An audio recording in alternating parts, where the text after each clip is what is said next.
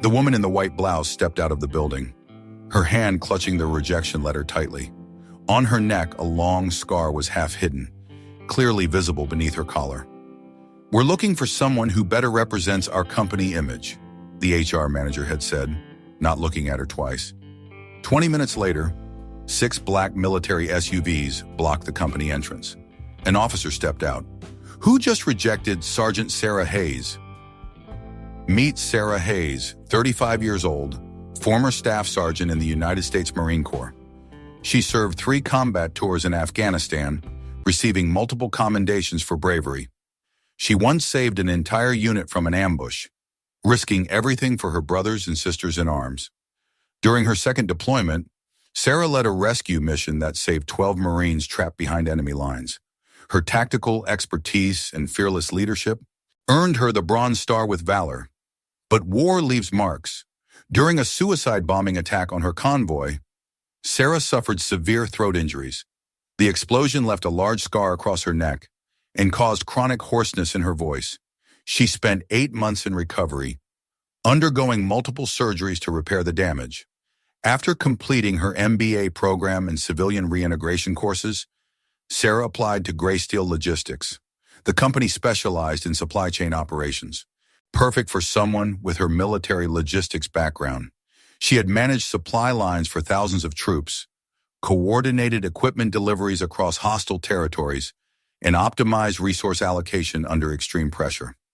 Sarah arrived wearing a crisp white blazer, her hair neatly pulled back, 15 minutes early. She carried a portfolio showcasing her achievements, including efficiency improvements that saved the military millions of dollars. During the presentation, she communicated clearly, presenting strategic plans with military precision. Her answers impressed the technical team.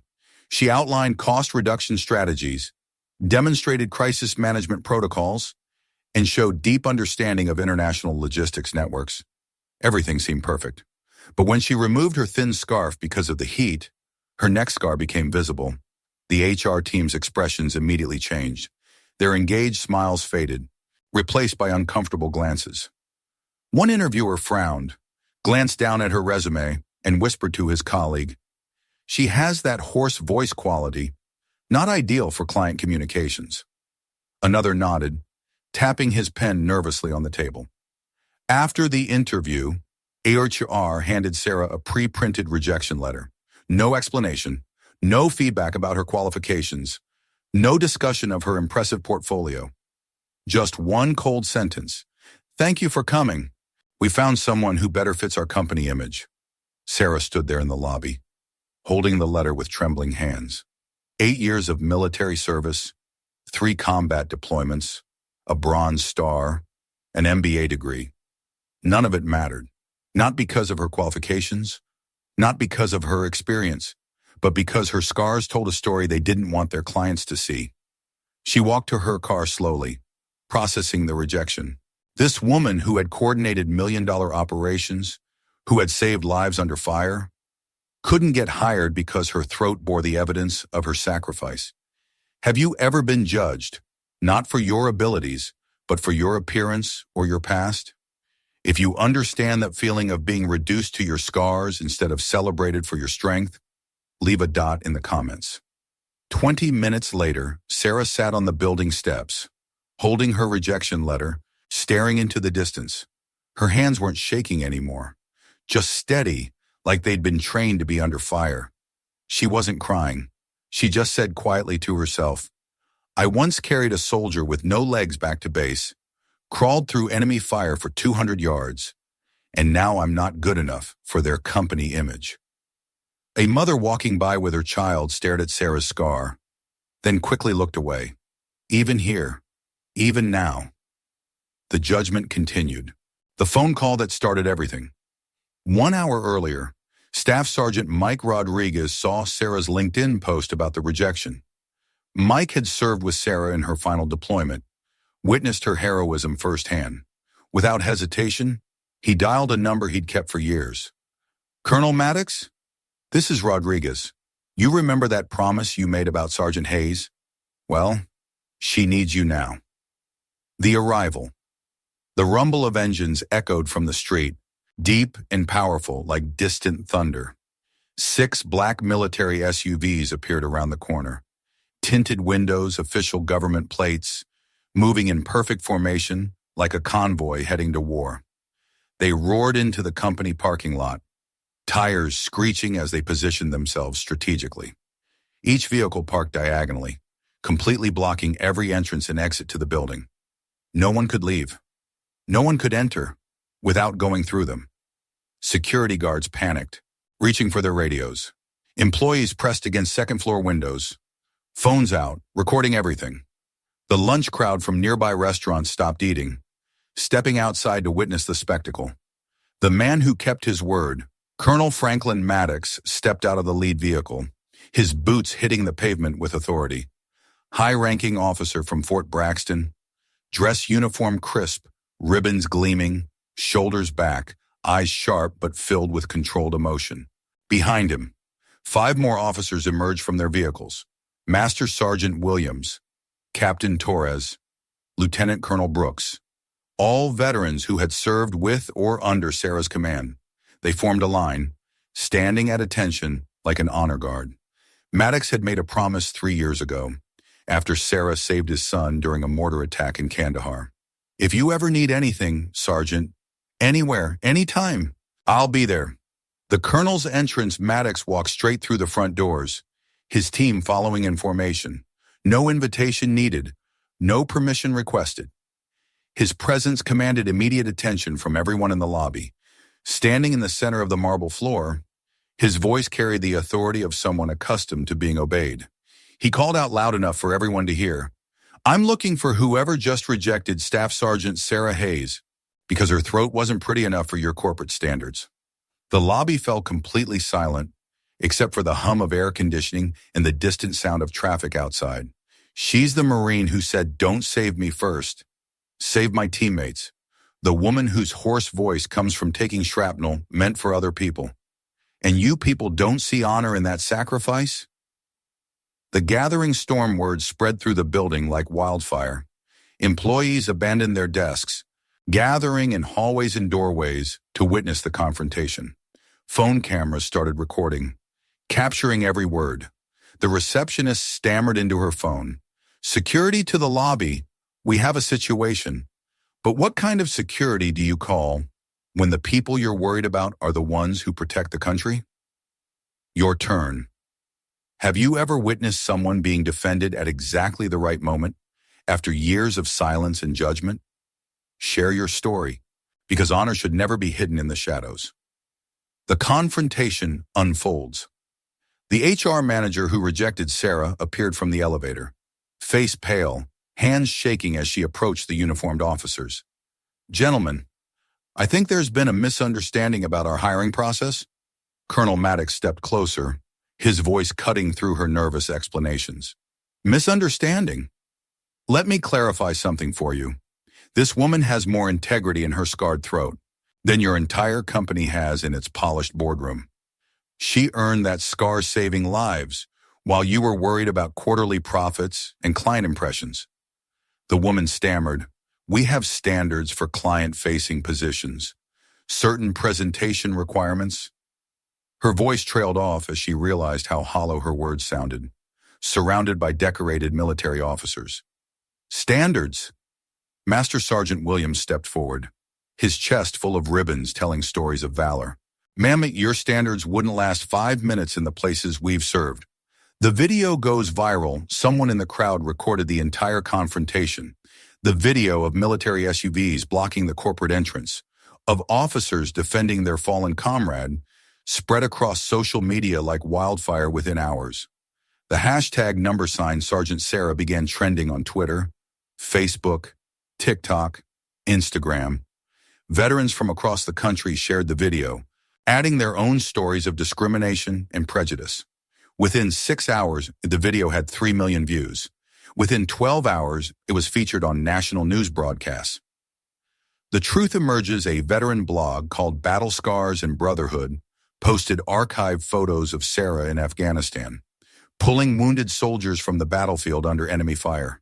The images were powerful, showing her determination and courage in the face of mortal danger. One soldier she saved wrote in the comments, "Sarah Hayes didn't just save my life in Kandahar, she saved my faith in human decency. That scar on her throat? She got it because she refused to leave me behind when the convoy was hit." Another teammate shared, "I watched Sarah take shrapnel to her throat because she wouldn't abandon her position while we evacuated wounded Marines. That hoarse voice represents everything this country should honor, not hide." A third veteran posted, "Sarah once carried me 2 miles through enemy territory with a dislocated shoulder and a bullet in her leg. She never complained, never asked for recognition, just did what needed doing." The company scrambles. By evening, Graysteel's switchboard was overwhelmed with angry calls. Their social media accounts were flooded with negative comments. Their Google reviews plummeted from 4 stars to 1 star in a matter of hours. The company's PR team called an emergency meeting, trying to craft damage control messaging. They scheduled a press conference for the next morning, planning to clarify the hiring misunderstanding and demonstrate our commitment to veterans. But social media users weren't buying corporate spin. An insider from Graysteel's HR department leaked internal emails, showing the real reason behind Sarah's rejection. One leaked message from senior management read, "The veteran candidate has prominent facial scarring and voice issues that don't align with our modern logistics company image, especially for client-facing roles." Another email discussed maintaining professional aesthetics and ensuring our representatives reflect contemporary business standards. The backlash intensifies military families organize boycotts, calling for consumers to avoid Graysteel services. Corporate clients began questioning their partnerships, with 3 major accounts requesting contract reviews within 24 hours. The company's stock price dropped 15% in 2 trading days, as investors worried about reputational damage and potential lawsuits. Local news stations picked up the story. Combat veteran denied employment due to war scars, community rallies and support. National outlets followed, with CNN, Fox News, and MSNBC all featuring segments about discrimination against veterans. More stories surface. Sarah's experience opened floodgates. Other veterans came forward, sharing their own stories of employment discrimination. Social media filled with testimonials from service members who face similar prejudice because of visible injuries, PTSD, or physical disabilities. One veteran wrote, "They want us to fight for freedom overseas, but hide our scars when we come home looking for work." Another shared, "I lost my leg serving this country, and 3 companies told me I wasn't a good fit for their team culture." A third posted, "My hearing loss from an IED explosion apparently makes me unsuitable for customer service roles." The domino effect. The story reached Capitol Hill, where Senator Martinez announced plans for legislation strengthening veteran employment protections. 3 congressional representatives called for investigations into discriminatory hiring practices, specifically targeting companies with federal contracts. Your turn. Have you seen society flip its prejudices because one person was brave enough to tell the truth? Name that person in the comments. They deserve to be remembered and celebrated. 1 week later, Sarah received a letter, but this time everything was different. Official Department of Defense letterhead, heavyweight paper that commanded respect, offering her a position as strategic logistics advisor for the entire Northeast region. The letter began, "Staff Sergeant Hayes, your reputation precedes you. We don't need interviews or presentations. We know exactly who you are and what you've accomplished." They didn't need her to prove anything. They already knew her value, had known it for years through military channels and veteran networks. The real opportunity, the position paid 60% more than Graysteel had offered. But more importantly, it used every skill she'd developed through 8 years of military service, supply chain management for 17 military installations, crisis response coordination during natural disasters, team leadership under extreme pressure situations. Sarah would be managing logistics operations worth hundreds of millions of dollars, coordinating with NATO allies, overseeing emergency response protocols for the entire Eastern Seaboard. Her combat experience wasn't a liability here. It was exactly the qualification they needed most. The job description read, seeking experienced military logistician, combat deployment experience required, proven ability to perform under life-threatening conditions essential. Meanwhile, at Graysteel, the company faced congressional inquiry into discriminatory hiring practices against veterans. Senator Martinez personally called for a federal investigation, citing Sarah's case as evidence of systemic bias in corporate America. 3 major clients canceled contracts worth $12 million, citing fundamental values misalignment with company practices.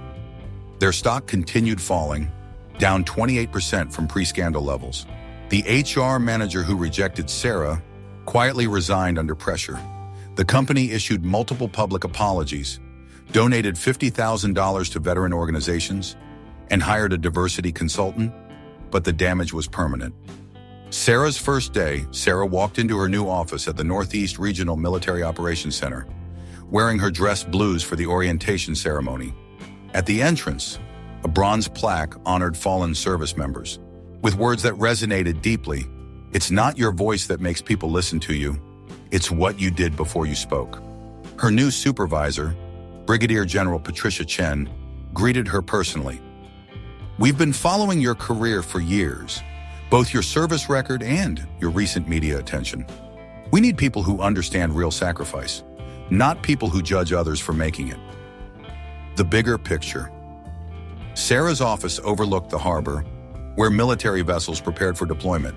She realized this wasn't just a job, it was her calling, her purpose, her chance to serve again. Your turn. If you believe that scars don't make you weaker, but are medals you can't wear on your uniform, leave a below. We see your strength. Some scars aren't on your skin, they're in how people see you as different. Sarah thought she needed to look normal to get hired, but those 6 SUVs didn't just come for justice. They came to confirm she never lost her value. If you've ever seen yourself in Sarah's story, rejected for the very thing that made you stronger, leave a dot. We'll tell you the rest of your story, because your scars are proof you survived something that tried to break you. And survival is the most beautiful thing of all.